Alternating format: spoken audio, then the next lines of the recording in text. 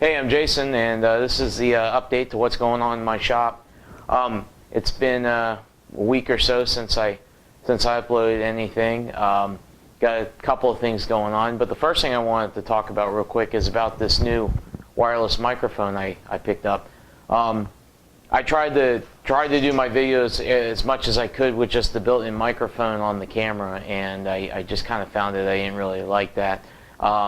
When I was up close, it was not a problem, but then as soon as I stepped even 7, 8, 10 feet away from the camera, the audio would drop significantly. Those microphones, they're supposed to be omnidirectional to a point, but it seems like they almost have an attenuation to them. So once the audio level isn't reaching a certain threshold, it drops out. So anyways, so I got the box here. I picked up this, it's a Samson Concert 88, and I got it off of Amazon, and I think it was about $160, maybe $170. I've got Amazon Prime, so I got free shipping and had it in a couple of days. So far I like it. I've done some tests with it with the camera, setting different audio levels, and so far it seems to be working pretty well. I did find that the stock cable it came with was picking up some interference. It was fairly noisy. It actually had a buzz. So I think I mentioned in a couple of my other videos that my day job is electronics. I'm an electronics technician. So I actually made my own cable. Made up actually a cable of shorter length. The one that it came with was like 8 feet, 6 feet, 8 feet long, and it didn't need to be that long. So I made a 3-foot cable, and the other thing too is my camera takes 1/8 inch jack plugs. It has an 1/8 inch jack, and the Samson receiver has a 1/4 inch for the unbalanced output. So I made a cable with those specific plugs at each end, so I didn't have to use any adapters. So this has already proven itself to be worth every penny. So I'm really glad that I spent the money on. One thing I wanted to talk about was in one of my other videos I talked about this bowl that I was starting to work on for it's actually a paid piece. This is a slow project. I've been working really slow on it, but it's maple and black walnut, and you can see it's doing a spiral pattern up the bowl.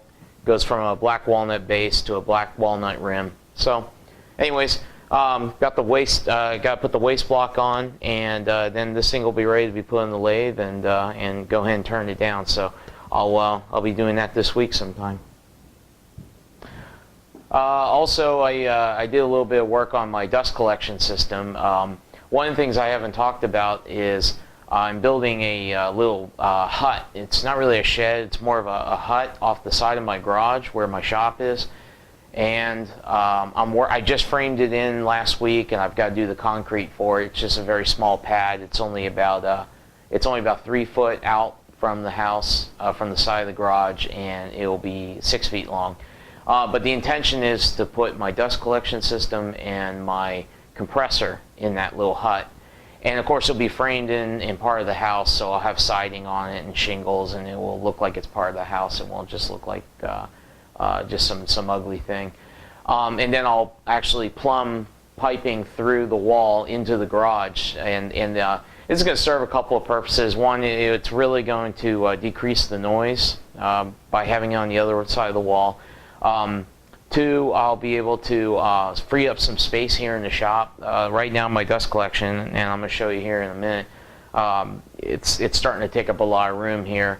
As well as my compressor is not huge, but it would be nice to get it out of here and free up that space. I'm hoping to maybe use that space for a bandsaw or something along those lines. So anyways, there's several benefits to doing this, and one day I'll do some kind of maybe a shop tour to show how I have my shop set up. It's really kind of a mess on that side, so I really don't want to do that yet. I don't want to do it until I have the shop pretty much at least somewhat in order, so it at least makes sense the way I have it set up. And also I don't want to show all the clutter right now, because it really truly is that whole side of the shop is really just kind of cluttered right now while I'm working on this side, trying to get this side working. So, anyways, I'll be eventually doing that, but not quite yet. But let's take a minute and I'll show you the dust collection. Okay, so this is the dust collection system that I've been putting together. It's a Dust Deputy by Oneida. What I ended up doing was just buying the Cyclone itself, and I originally had it on a bucket. Let's see here. I think I still have it. Yeah, so here's the old bucket that I had it on. I had to drill the hole in the middle, or actually cut that hole out with a razor blade, and then had the Dust Deputy attached to the top. And this worked for a while, but it was filling up fast. It's just not a whole lot of dust capacity. So I went and used this metal trash can I got it at Lowe's, I think for maybe $15 or so, and made an MDF top for it. Break this apart. But the MDF top has a rabbet. There's a rabbet cut here, and that gives me a pretty tight fit. I had to trial and error cut it a little bit, but it's a pretty good fit.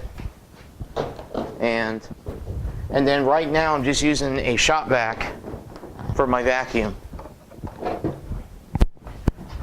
and it's doing a pretty good job. Eventually I'm going to convert over to a larger dust collection vacuum, and I'm gonna try to still use this Dust Deputy, but I have a feeling that it's gonna eventually, I'm gonna outgrow it. It's gonna be a little too small. Oneida makes a larger version of this, and I don't know. I might spend the money to buy the bigger one, but for now I'm gonna try to get my use out of this thing for now. Okay, that's it for this one.